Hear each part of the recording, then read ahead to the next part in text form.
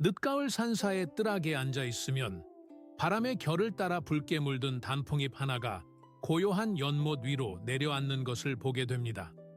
그 미묘한 파동이 연못 전체로 퍼져나가는 것을 보며 우리는 비로소 계절의 깊이를 실감하곤 하지요. 이른 아침 한 어린 제자가 노스님에게 물었습니다.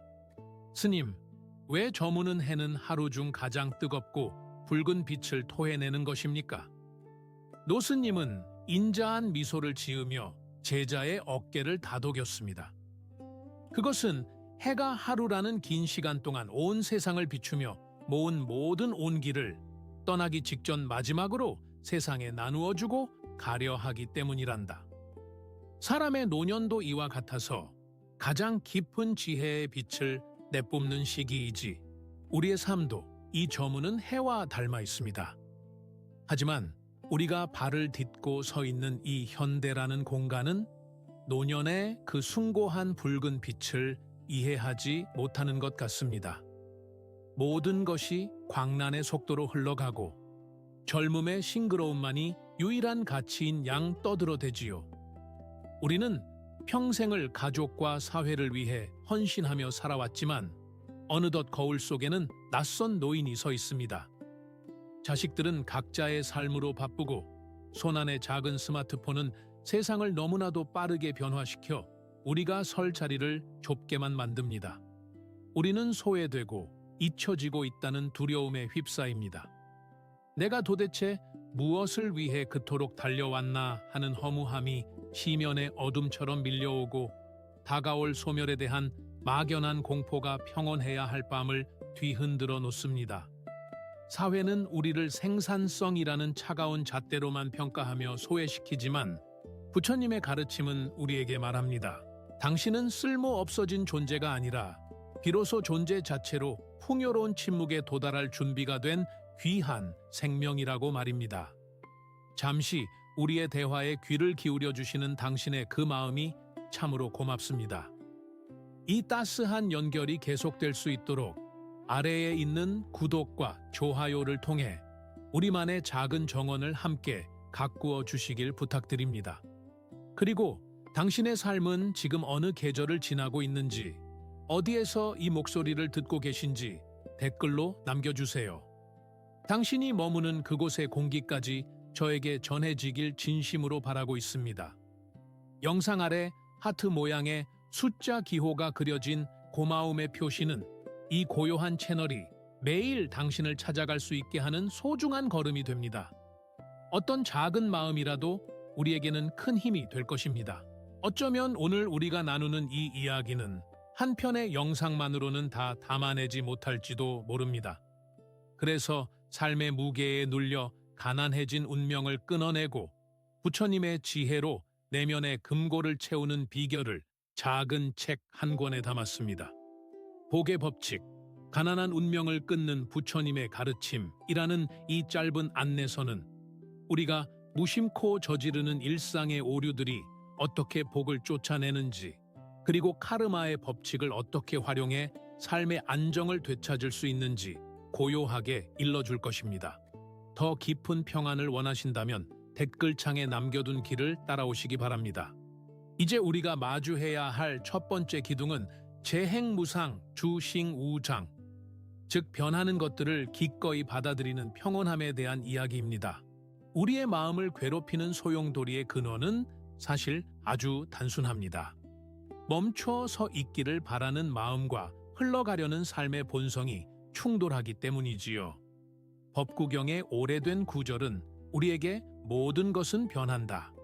그러니 게으르지 말고 정진하라고 나직이 속삭입니다. 이 가르침은 결코 허무주의가 아닙니다. 오히려 변화의 파도 위에서 춤을 추는 법을 일깨워주는 자비로운 안내서이지요. 생각해 보십시오. 저 창밖의 나무가 만약 여름의 푸르름에만 집착하여 잎을 떨어뜨리지 않으려 발버둥 친다면 그 나무는 다가올 혹독한 겨울을 결코 버텨낼 수 없을 것입니다. 낙엽이 지는 것은 나무의 실패가 아닙니다. 그것은 생존을 위한 가장 지혜로운 전략이자 다음 봄을 준비하는 성숙의 과정입니다. 우리의 육신도 이와 같습니다.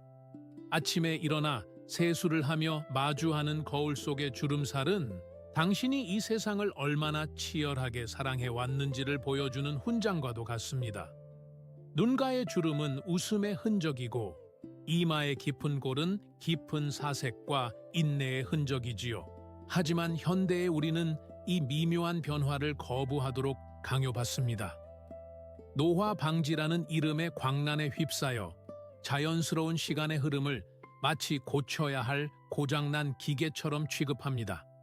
하지만 부처님께서는 가르치셨습니다. 태어난 것은 반드시 멸하고 만난 것은 반드시 헤어지는 법입니다. 이것은 슬픈 일이 아니라 이 우주가 작동하는 가장 성스러운 원리입니다.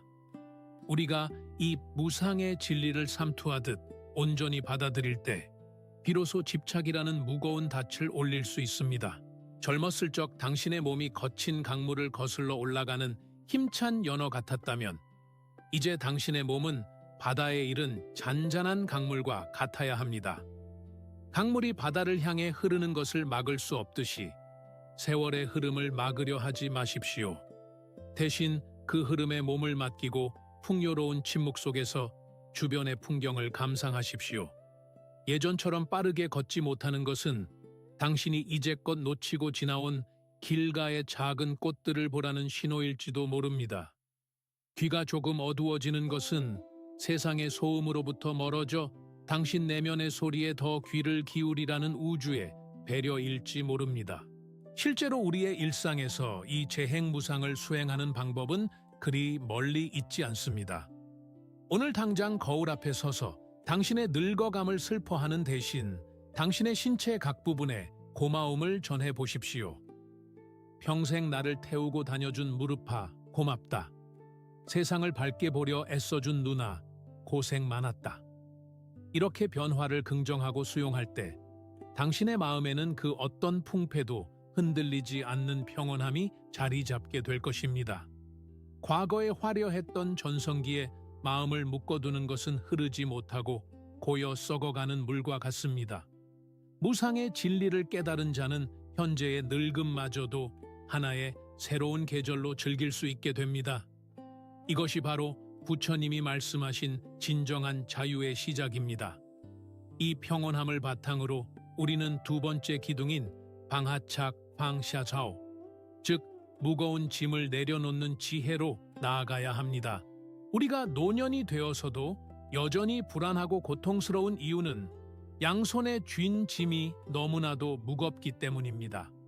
평생을 나의 것이라 믿고 꽉 쥐어온 것들, 자식에 대한 걱정, 남겨둔 재산에 대한 집착, 그리고 사람들에게 인정받고 싶어 했던 그 미묘한 명예욕들, 이제는 당신의 영혼을 짓누르는 바위가 되어버렸습니다. 보조국사 진울 스님께서는 마음을 비우면 본래의 밝은 빛이 드러난다고 하셨습니다. 방하착이란 단순히 포기하는 것이 아닙니다. 그것은 내 것이 아닌 것을 내 것이라고 착각했던 그 거대한 오해를 바로잡는 일입니다. 특히 우리 사회의 부모들은 자식이라는 존재를 자신의 확장판으로 생각하곤 합니다. 자녀가 장성하여 가정을 이루었음에도 불구하고 그들의 선택과 불행, 그리고 성공에 시시콜콜 개입하려 들지요. 내가 너를 어떻게 키웠는데 라는 말은 사랑의 표현일 수도 있지만 때로는 자식의 목을 죄는 무거운 사슬이 되기도 합니다. 하지만 부처님의 눈으로 보면 자식 또한 당신을 잠시 거쳐간 인연일 뿐입니다. 그들은 그들만의 카르마를 가지고 이 세상에 왔고 그들만의 수행을 이어가야 할 독립된 영혼들입니다. 이제는 그들을 놓아주어야 합니다. 자녀의 삶에 대한 통제권을 내려놓는 것이야말로 진정한 부모의 마지막 사랑입니다. 그들이 실수하더라도 그것이 그들의 배움임을 믿고 지켜봐 주는 것, 그 무거운 걱정의 보따리를 내려놓을 때 비로소 당신의 어깨에는 날개가 돋아날 것입니다. 이는 재산에 대해서도 마찬가지입니다. 우리가 이 세상에 올 때 가져온 것이 없듯 갈 때 가져갈 수 있는 것도 없습니다. 통장 속의 숫자나 등기권 리증의 종이 쪼가리에 집착하는 마음은 소멸해가는 육신에 덧없는 욕망의 불길을 지피는 것과 같습니다. 현대 사회의 소음 속에서 방아착을 실천하는 구체적인 예는 아주 사소한 곳에 있습니다. 자녀에게 전화를 걸고 싶은 마음이 간절할 때 그 마음의 밑바닥을 가만히 들여다 보십시오. 그것이 정말 자녀를 위한 사랑인지 아니면 당신의 외로움을 달래기 위한 집착인지 말입니다. 만약 후자라면 수화기를 내려놓고 당신 자신을 위해 차 한 잔을 우려내십시오. 자녀의 SNS를 뒤적이며 그들의 일상을 훔쳐보는 대신 당신의 숨소리에 집중하십시오. 우리는 흔히 내려놓으면 잃어버린다고 생각하지만 실제로는 내려놓을 때 비로소 온전한 당신 자신을 얻게 됩니다. 꽉 쥔 주먹에는 아무것도 담을 수 없지만 활짝 편 손바닥에는 온 우주의 햇살이 내려앉을 수 있는 법입니다. 당신을 짓누르던 그 수많은 해야만 하는 일과 되어야만 하는 모습들을 이제 그만 내려놓으십시오. 그 빈자리에 비로소 당신이 잊고 지냈던 풍요로운 고요가 스며들 것입니다. 타인의 시선이나 사회적 기대라는 이름의 무거운 짐을 내려놓고 나면 당신의 영혼은 비로소 공명하기 시작할 것입니다. 세상이 주는 소음에서 벗어나 당신 내면의 시면으로 깊이 침잠에 들어가는 이 과정이야말로 노년을 가장 풍요롭게 만드는 변형의 시작입니다.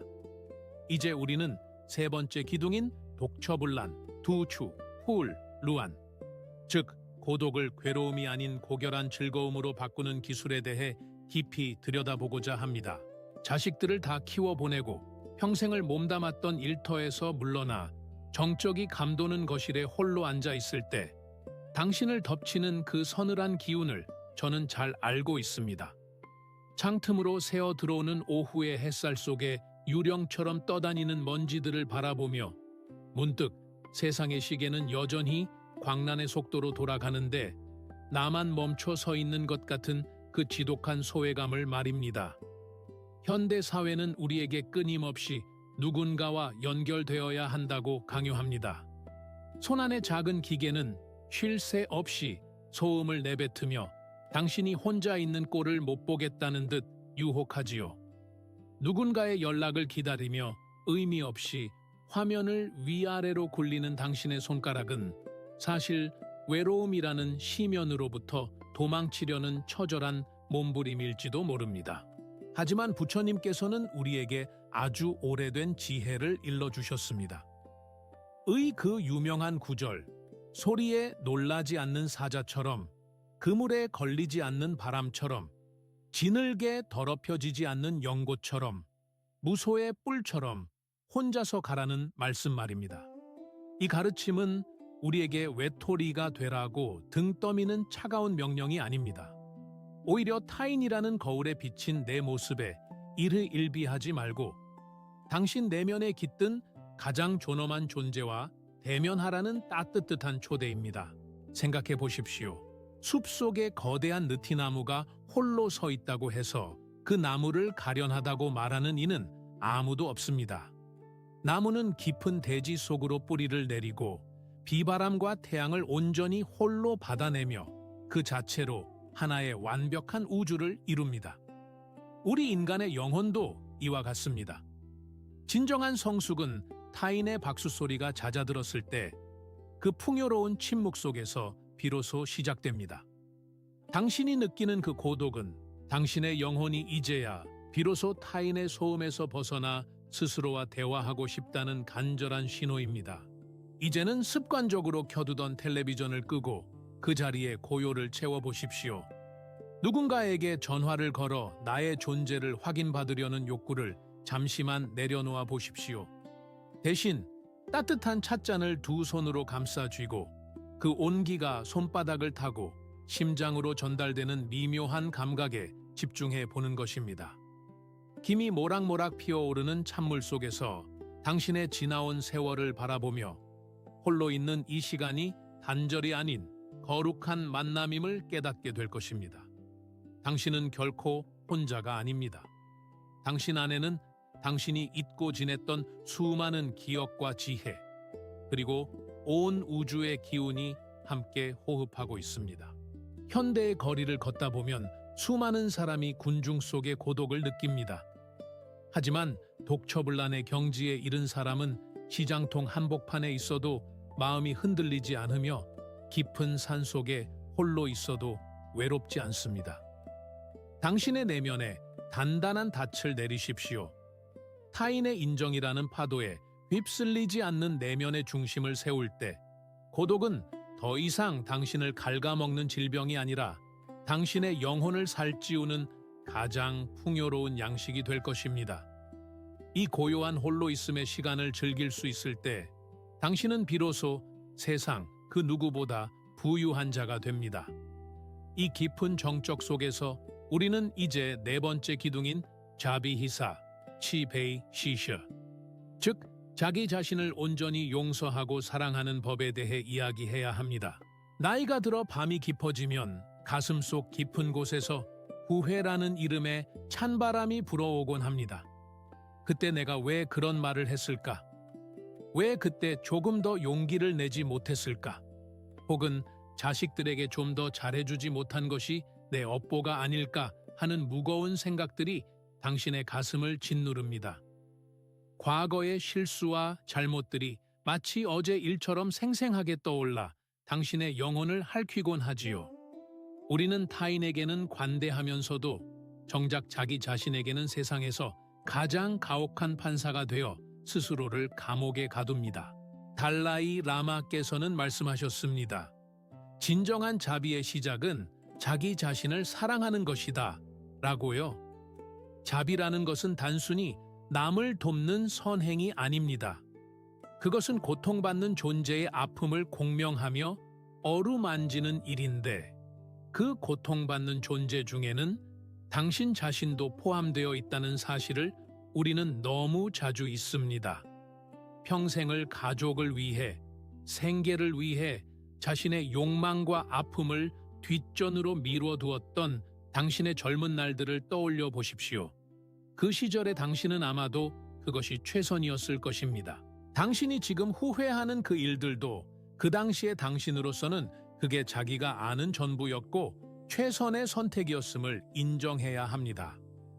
30년 전, 40년 전에 서툴렀던 자신을 불러내어 따지거나 비난하지 마십시오. 대신 고된 삶의 무게를 견디며 여기까지 걸어온 그 어린 영혼을 가만히 안아주십시오. 애썼다. 정말 고생 많았다. 그땐 그럴 수밖에 없었음을 이제는 이해한다고 말해 주어야 합니다. 당신이 당신을 용서하지 않는데 세상 그 누가 당신을 진정으로 용서할 수 있겠습니까? 현대인들은 과거의 상처를 치유하기 위해 많은 돈을 쓰고 복잡한 상담을 받지만 부처님의 가르침은 명쾌합니다. 후회는 독약과 같아서 그것을 품고 있으면 당신의 현재만 망가뜨릴 뿐입니다. 과거의 실수는 이미 흘러간 강물과 같습니다. 그 강물을 거슬러 올라가 물길을 바꿀 수는 없지만 지금 흐르는 강물에 맑은 꽃잎 하나를 띄울 수는 있습니다. 그것이 바로 현재의 당신이 당신 자신에게 베푸는 자비입니다. 매일 아침 눈을 뜨면 거울 속에 자신을 향해 인자한 미소를 지어 보십시오. 세월이 핥히고 간 흔적들, 그 주름 하나하나가 사실은 당신이 견뎌온 숭고한 카르마의 기록임을 축복하십시오. 나는 비록 완벽하지 않았지만 누구보다 치열하게 살아왔다는 사실을 긍정하는 순간 당신을 묶고 있던 죄책감의 사슬은 녹아내리기 시작합니다. 당신의 마음이 자비로 가득 차면 주변 사람들을 바라보는 시선도 자연스럽게 변하게 됩니다. 내가 나를 용서할 때 비로소 타인의 허물도 품을 수 있는 넉넉한 바다가 되는 것이지요. 이것은 이기심이 아닙니다. 이것은 영혼의 성숙을 위한 필수적인 변형입니다. 당신의 내면에 평화의 씨앗을 심고 자비라는 따뜻한 햇살을 비추어 주십시오. 과거의 어두운 시면에서 빠져나와 자비라는 밝은 광야로 걸어 나오십시오. 당신은 그럴 자격이 충분합니다. 당신이 당신 스스로의 가장 친절한 친구가 되어줄 때 당신의 노년은 그 어떤 보석보다 찬란하게 빛나는 지혜의 완성이 될 것입니다. 이제 우리는 5번째 기둥인 선의 미학 찬의 메이슈에, 즉 단순한 삶이 비워낸 자리에 차오르는 진정한 풍요에 대해 이야기하려 합니다. 우리가 살아가는 이 시대는 끊임없이 더 많이 가질 것을 종용하는 광란의 소용돌이와 같습니다. 더 큰 집, 더 좋은 차, 최신식 기계들이 우리의 행복을 보장해 줄 것처럼 속삭이지요. 하지만 역설적이게도 우리가 더 많은 것을 소유할수록 우리의 마음은 그것들을 지키고 관리하느라 더 깊은 소음 속에 매몰됩니다. 물건이 늘어날수록 마음의 평수는 좁아지고 소유의 무게는 우리의 영혼을 대지 아래로 무겁게 짓누릅니다. 법정 스님께서는 일찍이 무소유란 아무것도 갖지 않는 것이 아니라 불필요한 것을 갖지 않는 것이라고 그 미묘한 차이를 일깨워 주셨습니다. 나이가 든다는 것은 이제 내 인생의 배에서 불필요한 짐들을 하나둘 바다로 던져버려야 할 시기가 왔음을 의미합니다. 그래야만 배가 가벼워져 진리라는 넓은 바다로 더 깊이 나아갈 수 있기 때문이지요. 집안 구석구석을 한번 둘러보십시오. 지난 몇 년간 한 번도 손대지 않은 물건들, 언젠가 쓸모가 있을 거라 믿으며 쌓아둔 잡동사니들이 당신의 생활 공간을 잠식하고 있지는 않나요? 그것들은 단순한 물건이 아닙니다. 그것은 과거에 대한 집착이자 오지 않은 미래에 대한 불안의 결정체들입니다. 이제는 그것들을 기꺼이 놓아줄 때입니다. 물건을 정리하는 행위는 단순한 청소가 아니라 당신의 의식을 정화하는 삼투의 과정입니다. 서랍 하나를 비울 때마다 당신의 뇌세포 하나가 휴식을 얻고 옷장 하나를 비울 때마다 당신의 심장이 숨을 쉴 공간을 얻습니다. 비워진 자리에 스며드는 햇살과 바람을 느껴보십시오. 아무것도 채워지지 않은 그 빈 공간이야말로 가장 풍요로운 침묵이 머무는 성소 셴수오가 됩니다. 이 단순함의 미학은 우리의 식탁 위에서도 이루어져야 합니다. 현대인들은 미각의 자극을 쫓아 화려하고 복잡한 음식을 탐닉하지만 진정한 선의 맛은 소박한 밥상 위에 있습니다. 정성껏 지은 밥 한 그릇, 텃밭에서 따온 푸른 채소 한 접시를 마주할 때 그 속에 담긴 태양의 빛과 흙의 기운, 비의 눈물을 온전히 느껴보십시오. 복잡한 양념이 사라진 자리에 재료 본연의 맛이 살아나듯 우리의 삶도 복잡한 욕망을 걷어낼 때 존재 본연의 향기가 피어납니다. 스마트폰의 끊임없는 알림 소리와 TV의 자극적인 영상들로부터 잠시 눈을 돌리십시오. 그 대신 당신의 방에 놓인 작은 꽃병 하나 혹은 벽에 걸린 묵직한 액자의 여백을 가만히 응시해 보십시오. 단순해진다는 것은 부족해지는 것이 아니라 본질에 가까워지는 것입니다. 껍데기를 다 벗겨내고 남은 그 단단한 알맹이 같은 삶, 그것이 바로 선이 추구하는 변형의 완성입니다. 불필요한 관계를 정리하고 불필요한 말을 줄이며 불필요한 소유를 멈출 때 당신은 비로소 당신 인생의 진정한 주인으로서 풍요로운 평온을 누리게 될 것입니다. 이 풍요로운 단순함 끝에서 우리는 마지막 기둥이자 가장 외면하고 싶지만 반드시 마주해야 할 진실인 생사일려 생시이루, 즉 죽음을 품고 삶을 완성하는 마지막 지혜에 도달하게 됩니다. 사람들은 죽음을 삶의 반대말이라고 생각하며 두려워합니다.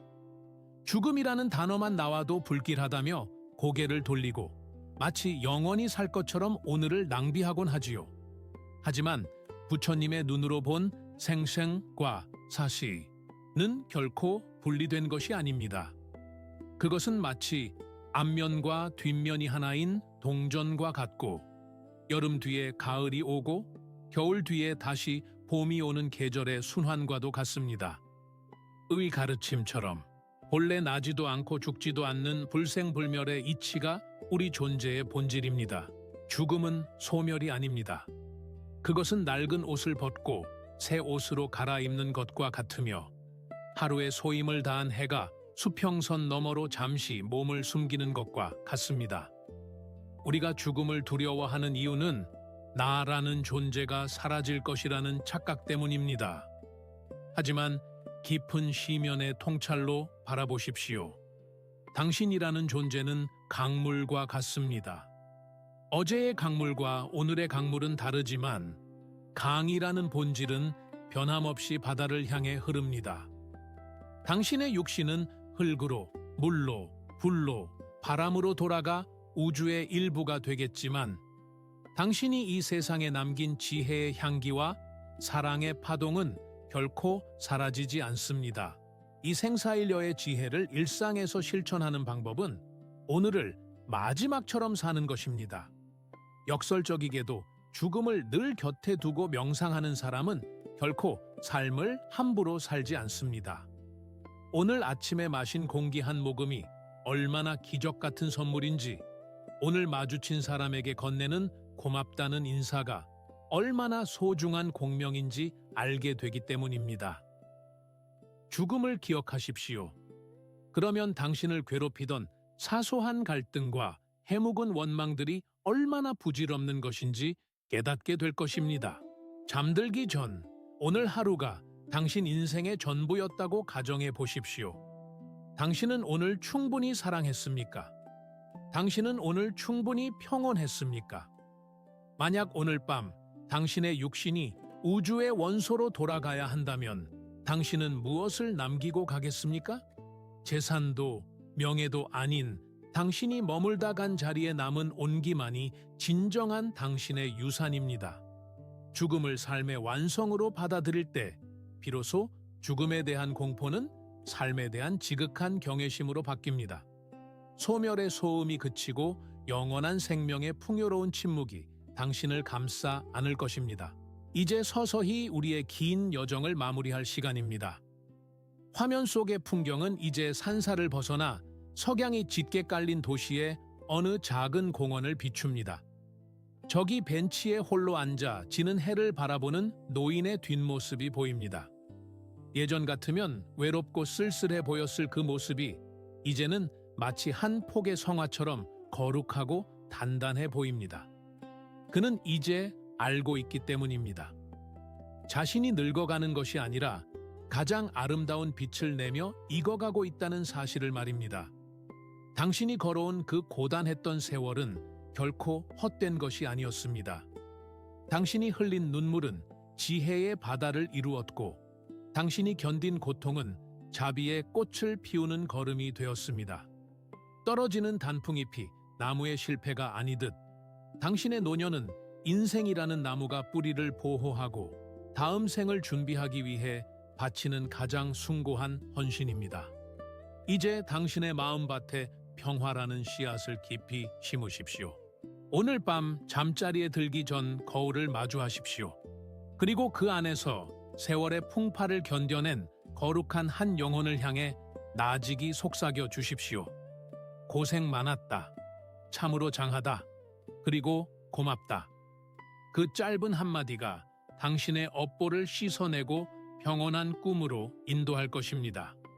구독과 좋아요를 누르는 손길보다 더 중요한 것은 이 영상을 끄고 난 뒤 당신의 마음이 단 한 뼘이라도 더 가벼워지는 것입니다. 당신의 남은 여정이 저무는 노을처럼 찬란하고 고요한 산사, 샨시, 우의 종소리처럼 멀리까지 평화롭게 울려 퍼지길 진심으로 발원합니다. 당신은 존재만으로 이미 풍요롭고 충분합니다.